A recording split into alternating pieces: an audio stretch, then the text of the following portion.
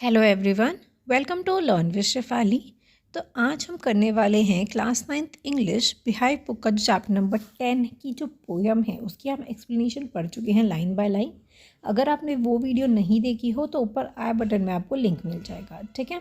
तो पोयम का क्या नाम है? A slumber did my spirit seal, ठीक है। तो इसके मैं सिर्फ 3 ही क्वेश्चन दे रखे हैं तो वो हम जल्दी से कर लेते हैं।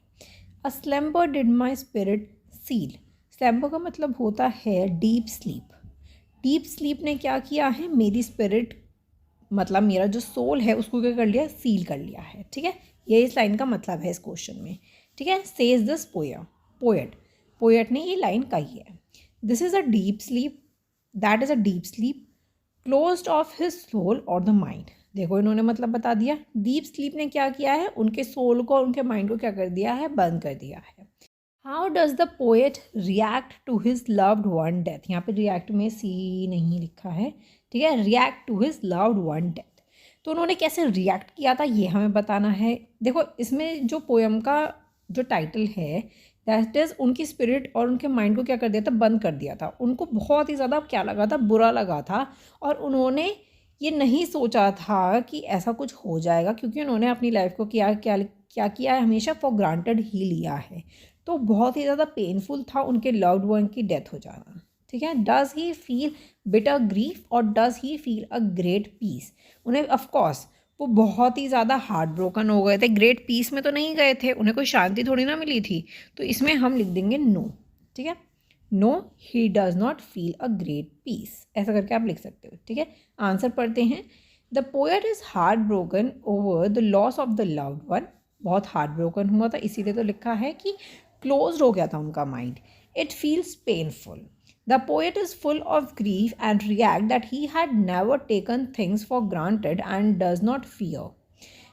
चैप्टर में भी हमें, पोएम में भी हमें ये चीज़ गिवन है कि कभी भी वो क्या है, किसी से डरते नहीं थे, ह्यूमन फियर से नहीं डरते थे कि डेथ जैसी चीज़ भी हो सकती है। तो उन्होंने हमेशा अपनी सारी चीज़ों को क्या लिया? फॉर ग्रांटेड लिया था।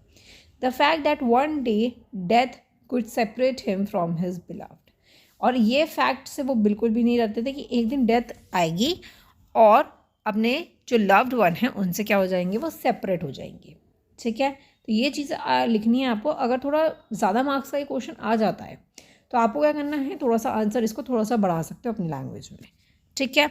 चलिए सेकंड क्वेश्चन देखते हैं। The passaging of the time will no longer effect her, says the poet. Which lines of the poem says this. तो अब इसमें इस लाइन का क्या मतलब है? The passing of the time, अब जैसे जैसे धरती पे टाइम पास होता जा रहा है, जैसे कल था, आज है, फिर आगे नेक्स्ट डे आएगा हमारा, will no longer affect her, जो उनकी लव्ड वन की डेथ हो गई है, ठीक है, उनको जो टाइम पास हो रहा है वो इफ़ेक्ट नहीं करेगा। ऑफकोर्स उनकी डेथ हो चुकी है तो वो अगला दिन या आज का दिन नहीं देख पाएंगी वो, तो इस चीज़ से वो बिल्कुल भी अफेक्ट नहीं होंगी। तो कौन सी लाइन है पोएम के अंदर जो ये बता रही है हमें, जिसका ये मीनिंग होगा? She seems a thing that could not feel the touch of the अर्थी ईयर। ये लाइन हमें गिवन है पोएम में कि सीम्स अ थिंग, ये वो चीज़ों को ऐसे देख नहीं पाएंगी जो अर्थ पे चल रही हैं, जब जो साल चल रहे हैं, जो दिन चल रहे हैं, वो उनको टच नहीं कर पाएंगी। तो ये लाइन का मतलब होता है the passing of the time will no longer effect, ठीक है। These lines are use by the poet to describe how his beloved will no longer be affected by the passage of the time. वो इस चीज़ से affect नहीं होगा उनको, क्योंकि उनकी डेथ हो चुकी है, ठीक है जी। चलिए आगे देखते हैं third question. How does the poet imagine her to be after death? अब उनकी डेथ हो चुकी है। अब पोएट ने कुछ लाइन्स में बोला है कि कैसे अब वो इमेजिन करते हैं उनको, कैसे इमेजिन करते हैं कि अब उनकी डेथ हो गई है तो उन्हें धरती के अंदर क्या किया गया है? उनके बॉडी को रख दिया गया है। तो वो क्या करेंगे? अर्थ के साथ क्या करेंगे? राउंड राउंड घूमेंगी, जैसे ट्रीज घूमते हैं वैसे ही राउंड राउंड वो घूमेंगी। Does he think of her as a person living in the very happy state a heaven? तो अब वो क्या बोल रहे हैं, इसमें हमें बताना है कि डज ही थिंक, वो ऐसा सोचते हैं कि जो लव्ड वन है कि वो बहुत ही ज़्यादा हैप्पी स्टेट में रह रहे होंगे हेवन के अंदर, और does he see her now as a part of the nature, और या फिर वो उन्हें as a part of the nature देखते हैं।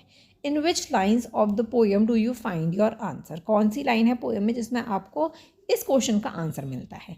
या तो आपको ये बताना है कि वो हैप्पी स्टेट में है या फिर वो पार्ट ऑफ द नेचर है। ऑफकोर्स अब वो नेचर का पार्ट हो चुकी है, ठीक है, क्योंकि अब वो क्या करेंगे, अर्थ के साथ राउंड राउंड घूमेंगे जैसे ट्रीज वगैरह घूमते हैं, ठीक है।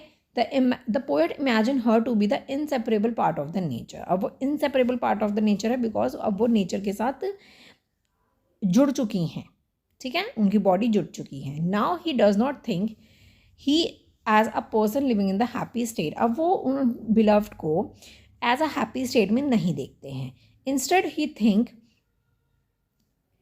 Think that has been born in the earth. अब वो अर्थ के अंदर उन्हें दफना दिया गया है।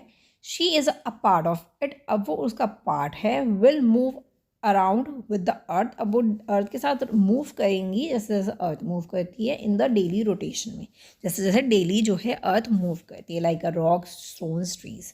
स्टोन्स जैसे जैसे मूव करते हैं, स्टोन्स जैसे जैसे मूव करते हैं और ट्रीज जैसे जैसे मूव करते हैं, उनके साथ सब करेंगी, वो भी राउंड करेंगी, ठीक है, मूव करेंगी।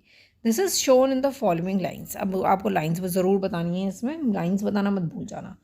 Rolled round in the earth diagonal course with the rocks, stones and trees. तो ये लाइन है जो आपको पोएम में गिवन है, जिसका ये मतलब होता है, ठीक है, जिसमें आप आंसर अपना फाइंड आउट करते हो, ठीक है जी। आई होप आपको ये लाइन्स क्लियर हो गई होंगी, ये तीनों क्वेश्चंस क्लियर हो गए होंगे। वीडियो पसंद आई हो तो लाइक ज़रूर कर दीजिएगा। कोई भी प्रॉब्लम होती है तो आप मुझे कमेंट सेक्शन में ज़रूर बताइएगा। मिलते हैं नेक्स्ट वीडियो में। Thank you so much for watching. Bye bye.